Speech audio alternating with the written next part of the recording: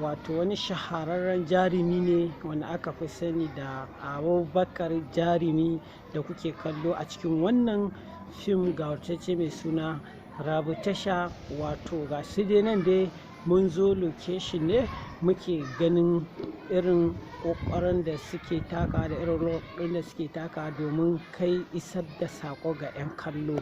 To ranka ya daɗe, wannan jarumi menene sunan wannan babban jarumi? Yanzu sunana Abubakar Jarimi, wanda an kallo sun sani dai gaskiya ba wai tun yanzu.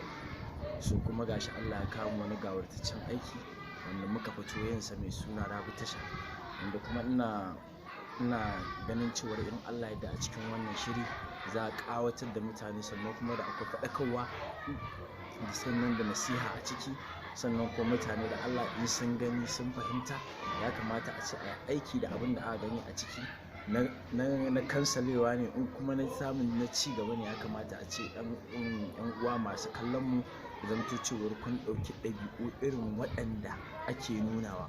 Wasu ɗabi'un da muke nuna a cikin wannan fim ɗin ba ɗabi'u bane ba na arziki ba, ana ɗauko ɗabi'u ne irin waɗanda suke raina iyayen matansu, wanda za ku fuskanci cewar ko da a ciki za ku ga 'yar tafi uwar mahaifinta, matan mahaifinta girma. So amma duk ba na ake yi wa, ana so ki bi uwarki komai ƙanƙanta ta tunda mahaifinki ne ya aure ta.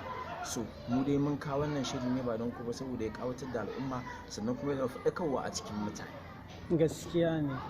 To babban jarumi, shi wannan fim shin kun ɗauki kamar wata nawa ko sati nawa ko shekara nawa kuna gabatar da shi? Domin mu dai muna ganin cewa rana ɗaya ake fim, ko sati biyu ne ko wata ɗaya ne dai ba mu sani ba. Muka ce to bari dai mu tambayi shi babban jarumin mai ci. Gaskiya ne, wato shi fim yana da wasu abubuwa waɗanda mutane ba za su taɓa fahimta ba. So da akwai jarumai waɗanda in za ka yi aiki da su a cikin fim ɗinka sai ka ɗauki wani dogon lokaci, domin mutum ɗaya kan samu yana da shagul ɗin fim aƙalla yau aka ce kamar yau ranar talata kenan, to aƙalla za ka same shi yana da shagul ɗin fim 3.